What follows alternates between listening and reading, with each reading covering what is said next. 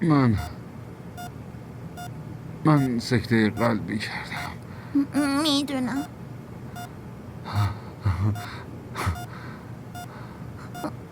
نخند بابا. نه میخندم رو. مامانت منو به خنده انداخته. اینو بر ندارید، نیاز به اکسیژن دارید.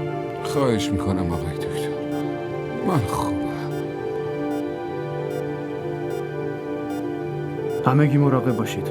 هولتر قلبو نگاه کنید، ریتمش نامنظم نشه.